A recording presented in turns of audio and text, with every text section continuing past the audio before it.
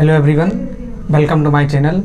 आज हम लेके आए हैं इम्पॉर्टेंट ईडियम एंड फ्रेजेस का लेक्चर। इसके माध्यम से हम 10 ईडियम 10 से 15 करके, पहले हम 10 से शुरू करते हैं। पहले लेक्चर 10 लेके आए हैं। 10 ईडियम हम रोज डेली याद करेंगे। किससे? ट्रिक से और पिक्चर के मेथड से हम 10 ईडियम रोज डेली याद करेंगे।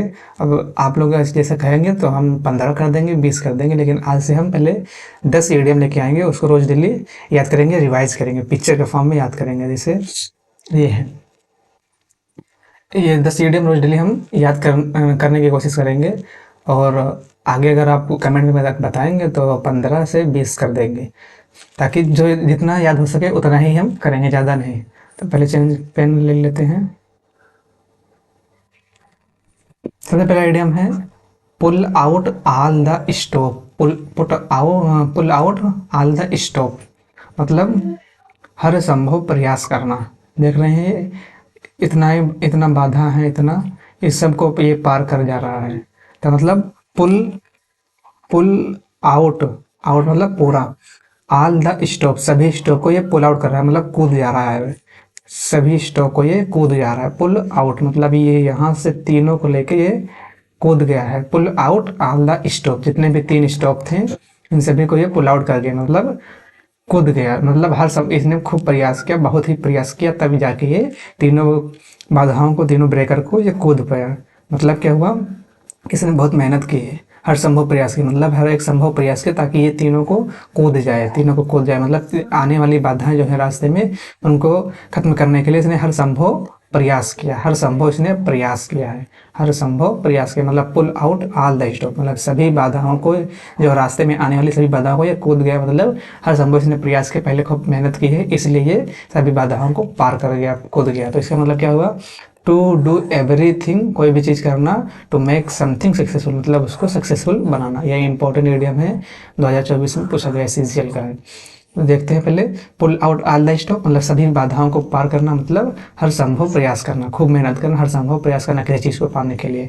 तो यही है to do everything to make something successful, मतलब किसी को सक्सेसफुल बनाने के लिए खूब मेहनत करना।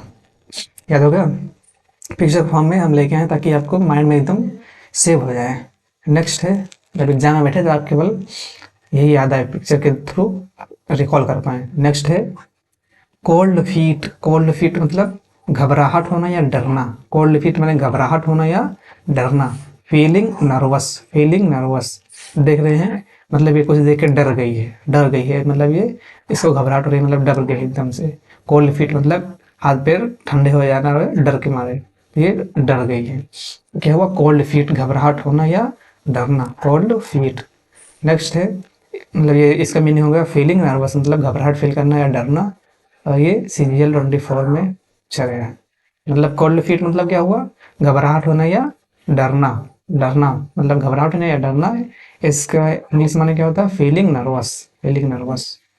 नेक्स्ट है, थर्ड नंबर है sitting on the fence. Sitting on the fence मतलब ना इधर होना ना इधर होना, इसी पे रहना, मतलब तटस्थ होना। तटस्थ मतलब न्यूट्रल होना, to remain neutral, to remain neutral. देखिए यहाँ पे ये मेजर करने वाला है, मेजरमेंट, हिंदी में से तराजू कहते हैं। तो यहाँ पे देखिए इसका ये पेंसिल है, इसका ये पहल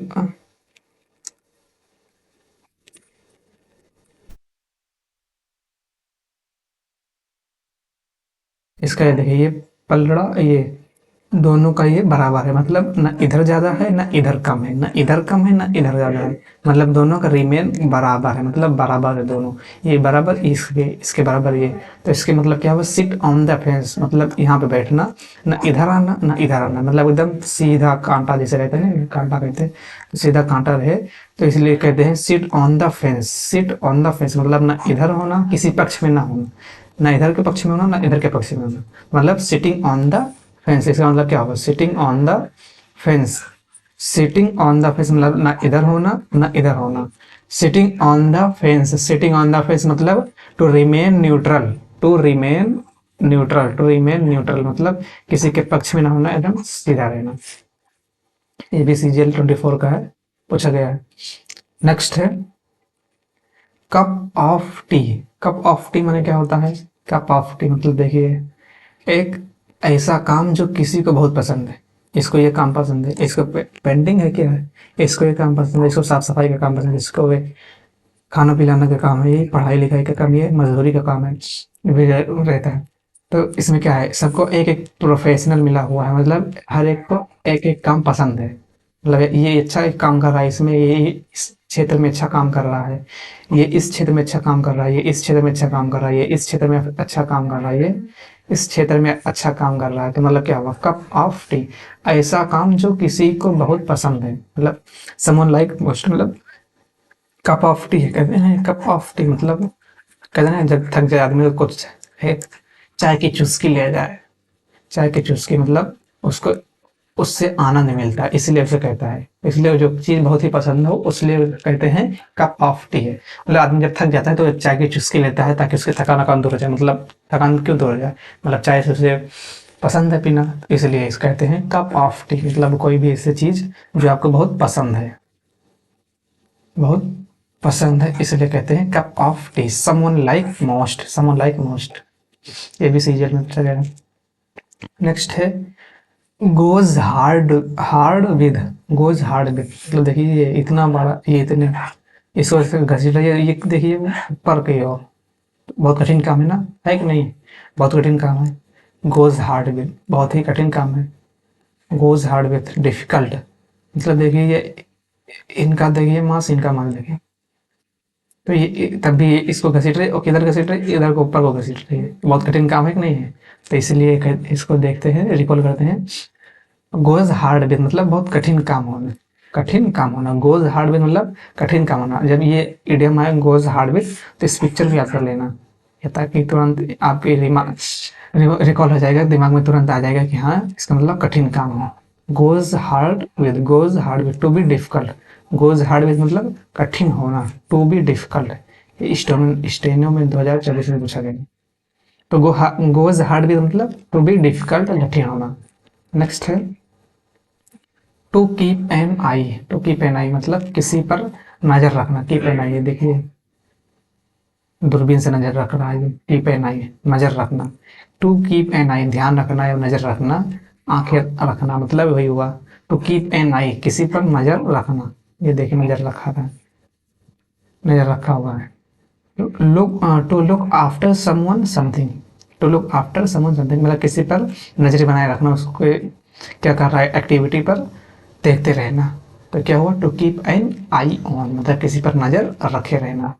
नेक्स्ट है up against the wall, up against the wall मतलब एक अप अगेंस्ट द वॉल, जब एग्जाम टाइम आता है तो क्या होता है, जब कुछ नहीं पढ़ा रहता है तो एग्जाम टाइम जैसे लगता है कि बहुत ही गंभीर समस्या है, नहीं तो एक गंभीर समस्या में होना जो असफल होने वाला है, मतलब जो पूरे साल नहीं पढ़ा लास्ट टाइम वो पढ़ेगा तो क्या होगा, लास्ट टाइम देख के किताब कुछ नहीं कर पाएगा, खाली बस यही रोना रहेगा कि हाँ काश पढ़े होते उसके हमने, चलिए रिजल्ट आएगा तो फिर और दिक्कत।